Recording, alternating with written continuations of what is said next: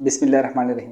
پاکستان کی سیاست میں کچھ تازہ ڈیولپمنٹس ہوئی ہیں تو اسی سے متعلق کچھ خبریں آپ سے شیئر کریں گے، اور ویڈیو شروع کرنے سے پہلے جو ہے نا چھوٹی سی درخواست کہ ویڈیو کو لائک اور چینل کو سبسکرائب کرنا نہ بھولیں۔ تو چلتے ہیں آج کی خبروں کی طرف۔ سب سے پہلے ہے مسلم لیگ نون کی طرف سے جو خبر آئی ہے۔ مسلم لیگ نون کے سینئر رہنما اور سابق وزیر اعظم شاہد خاقان عباسی نے ایک صحافی کو انٹرویو دیتے ہوئے کہا ہے کہ آج یہ کہا جا رہا ہے کہ میاں نواز شریف صاحب پیچھے بیٹھ کر حکومت چلائیں گے تو ملک ٹھیک راہ پر چل پڑے گا۔ تو میرا سوال یہ ہے کہ پچھلے 16 مہینے کی حکومت میں بھی میاں نواز شریف صاحب پیچھے سے ہدایت دیتے رہے ہیں، لیکن ہوا کیا؟ 16 مہینے کی حکومت کو ناکامی کے سوا کچھ حاصل نہیں ہوا۔ لہٰذا اب اگر حکومت اور یہ لوگ جو پہلے 16 مہینے حکومت جو کر چکے ہیں پھر ویسے ہی حکومت چلائیں گے تو کوئی فرق نہیں پڑنے والا۔ جو 16 مہینے میں کچھ نہ کر سکے وہ اب کیا کر لیں گے؟ یہ ملک ایسے نہیں چل سکتا۔ اس نظام میں ملک چلانے کی طاقت نہیں ہے۔ یہ الیکشن بھی متنازع ہیں اور اس سے بننے والی حکومت بھی متنازع ہے۔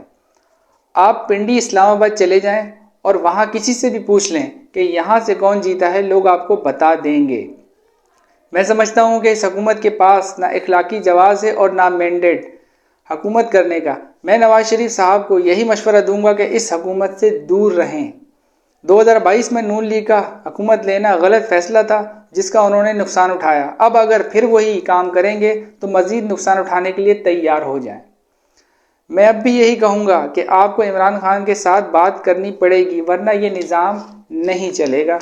بقول شاہد خاقان عباسی، مسلم لیگ نون کے سابق وزیر اعظم بھی جو رہ چکے ہیں۔ اچھا، اگلی خبر ہے تحریک انصاف کی طرف۔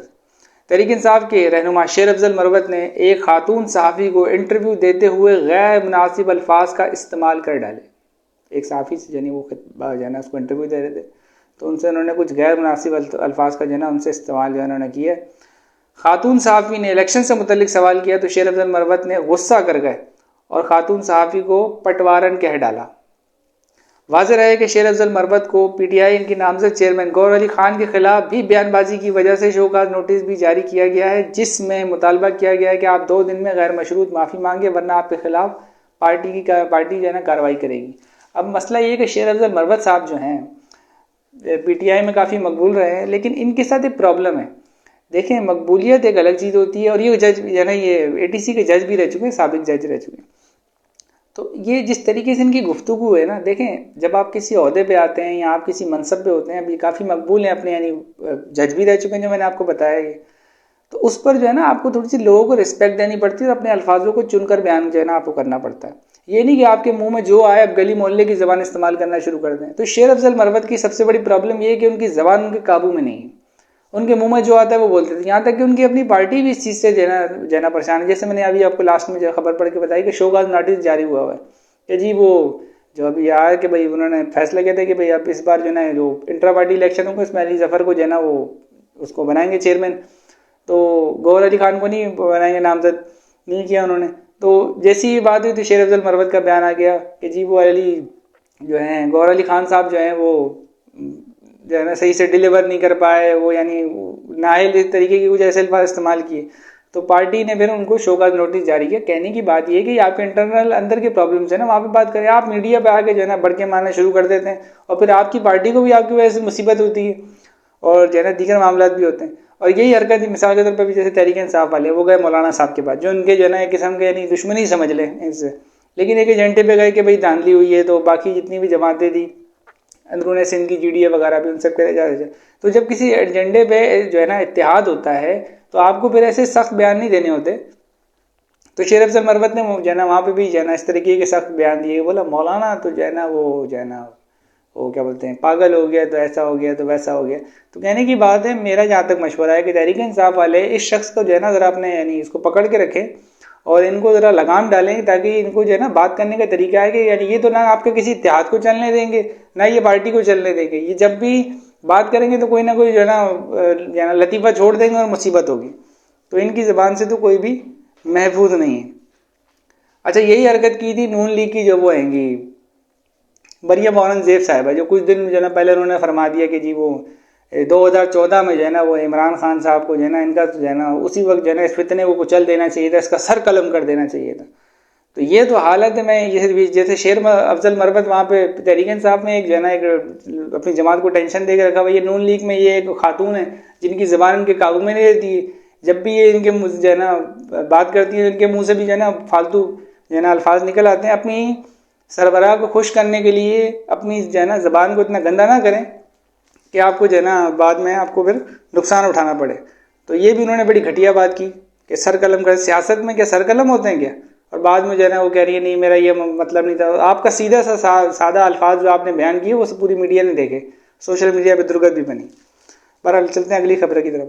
سینئر صحافی نجم سیٹھی نے ایک نجی ٹی وی چینل کو پروگرام میں گفتگو کرتے ہوئے کہا کہ عمران خان کے لیے کوئی لچک نہیں دکھائی جائے گی, نہ ان کی سزا میں کوئی کمی ہوگی اس وقت تک جب تک کہ اسٹیبلشمنٹ خود مجبور نہ ہو جائے. ابھی تو اسٹیبلشمنٹ جو ہے نا اس کو کوئی مجبوری نہیں ہے, ان کا اپنا سلسلہ چل رہا ہے, حکومت بننے جا رہی ہے, IMF واپس آ رہا ہے, تو ابھی تو ان کی کوئی مجبوری نہیں ہے. فی الحال اسٹیبلشمنٹ کا ارادہ ہے کہ عمران خان کو جیل میں ہی رکھنا ہے اور PTI کو کچل کر رکھنا ہے.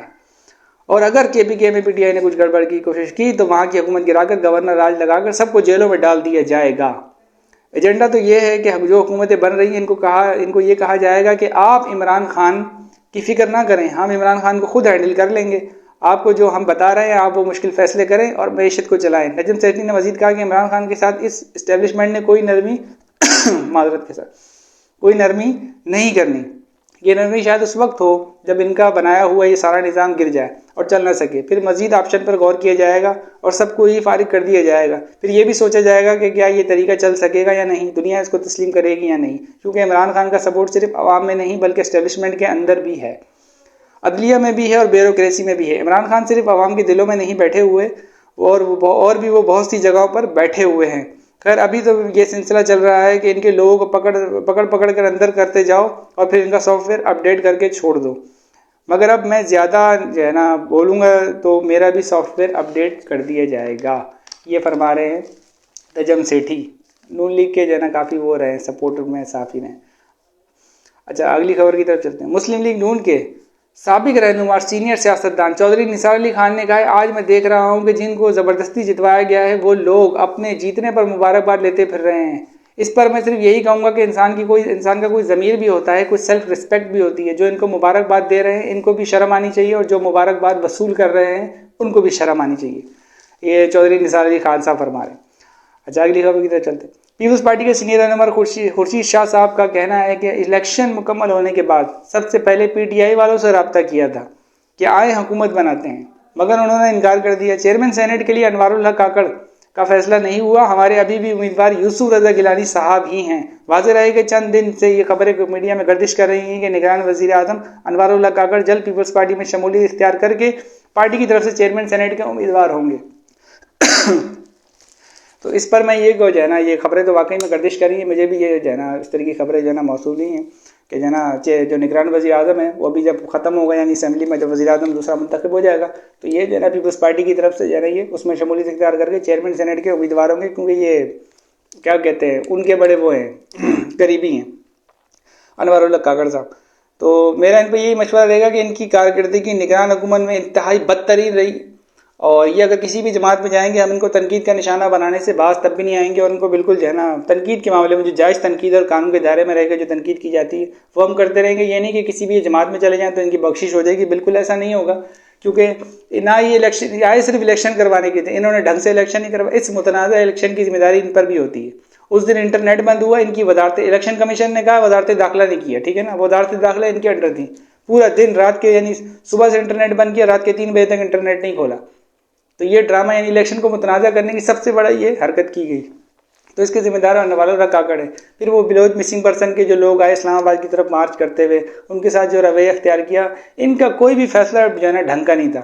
تو ایسے متنازع شخصیت کو جو بھی جماعت لے گی تو وہ اپنا بیڑا غرق ہی کرے گی, سیدھی اور کلیئر بات یہ. تو میں تو یہ جو ہے نا جتنی بھی جماعتیں سیاسی ان کو یہ مشورہ دوں گا کہ ایسے شخص کو جس پر جو ہے نا انسانی حقوق والے معاملات پہ بھی جو ہے نا ان پہ الزامات لگے اور یہ کنٹروورشل الیکشن کروانے کے بھی معاملات ہیں, تو ایسے شخص کو لے کر حضرت اپنی جماعت کا جو ہے نا مزید جنازہ نہ نکالیں. برحال ملتے ہیں اگلی نیکسٹ ویڈیو میں, تب تک کے لیے اللہ حافظ. پاکستان زندہ باد.